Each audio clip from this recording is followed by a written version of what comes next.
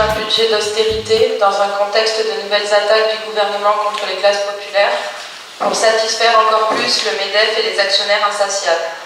Le président Hollande et son nouveau Premier ministre ont confirmé le pacte de responsabilité, un pactole de 30 milliards d'euros, un énorme manque à gagner pour les finances publiques. Manuel Valls a aussi annoncé un pacte de solidarité.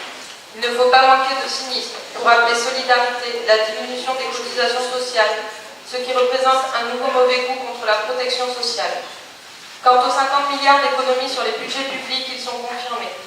C'est autant de services publics et d'aides sociales en moins, au moment où les classes populaires en ont le plus besoin. Manuel Valls vient d'annoncer le gel des retraites, des prestations sociales et du point d'indice des travailleurs de la fonction publique. Des mesures inadmissibles qui prêtent aux salariés, retraités et aux plus pauvres pour donner aux riches. Nous discutons ce soir du budget de la commune et les perspectives sombres ne vont que se confirmer. Les dotations des collectivités vont subir une amputation effroyable. C'est Jacques Pélissard, le président de l'AMF, qui le dit lui-même. 2014 est marqué par une baisse de 1,5 milliard d'euros des dotations d'État, soit moins 3,5%.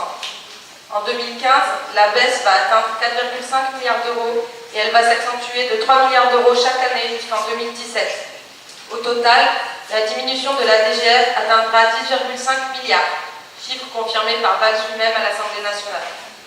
Et la perte cumulée va représenter 24 milliards d'euros entre 2014 et 2017. C'est une véritable saignée des collectivités locales. Selon les calculs des élus, un scénario à 10,5 milliards d'euros de dotation en moins amputerait de fait la capacité d'autofinancement des collectivités territoriales de 76% à l'horizon 2017, paralysant leurs investissements, entraînant également des conséquences pour l'entretien des équipements existants. Moins de dotations, c'est moins de ressources. Et ce sera aussi à terme pour beaucoup de communes des impôts locaux à la hausse ou moins de services rendus à la population et d'investissement, voire les deux. Et cela au moment même où les besoins des collectivités deviennent plus importants pour faire face à la crise, à l'appauvrissement des populations et à la dégradation sociale. Ces sombres perspectives de coupes budgétaires pour les années à venir tournent le dos à la satisfaction des besoins collectifs de la population et des salariés.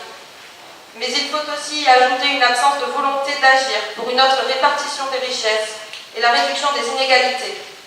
Les projets d'un nouvel impôt, car il faut appeler un chat pour le stationnement, vont même en sens exactement contraire. Et les charges continuent d'augmenter.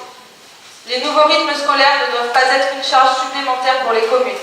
Cette réforme impose, au-delà de son improvisation, une charge financière insupportable pour de nombreuses communes, qui ne peuvent proposer aux enfants que de la garderie sur les temps périscolaires. Cette réforme qui va faire exploser les inégalités déjà importantes doit être abrogée. Il faut élaborer d'autres rythmes concertés et exiger de l'État la totalité de leur financement. Un budget suffisant pour notre commune, ce serait un budget qui répondrait vraiment aux besoins de la population et des employés communaux. Il s'attaquerait aux inégalités sociales et faciliterait la vie des habitants en finançant de nouveaux services. Crèches, gardes d'enfants, centres de santé, services pour le 4e âge, transport en minibus gratuit pour les personnes âgées, aide à la gratuité des cantines scolaires, au projet de la jeunesse et à l'accès au premier logement, action pour la gratuité des transports en commun, retour à une régie publique de l'eau avec gratuité d'un minimum de mètres cubes pour chacun, plan d'action pour faciliter l'accès au logement avec des loyers accessibles pour tous. Il pourrait mettre des moyens bien plus importants pour soutenir le secteur associatif, culturel et sportif. Il permettrait d'augmenter les salaires des personnels communaux de façon significative, c'est-à-dire au moins 300 € pour amorcer un rattrapage de l'érosion salariale depuis des dizaines d'années. Il permettrait de créer des emplois publics statutaires, sans avoir recours à toutes les formes de précarité qui font aujourd'hui de la fonction publique le plus gros employeur des précaires du pays. Les budgets communaux sont des budgets de pénurie, mis à mal par les politiques d'austérité nationale de la droite et de la fausse gauche. Car que ce soit avec l'ancien gouvernement Sarkozy, soutenu par la majorité municipale, ou le gouvernement actuellement en place, c'est exactement la même politique qui est menée, avec les mêmes conséquences désastreuses pour la population, au bénéfice d'une poignée de possédants qui s'enrichissent toujours plus.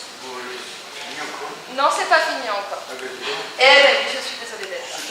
Et puis, un budget qui aurait vraiment pour ambition de répondre aux besoins de la population et des salariés de la commune devrait se construire démocratiquement. Excusez-moi, je parle, c'est gentil de se taire. Devrait se construire démocratiquement avec la population et les salariés eux-mêmes.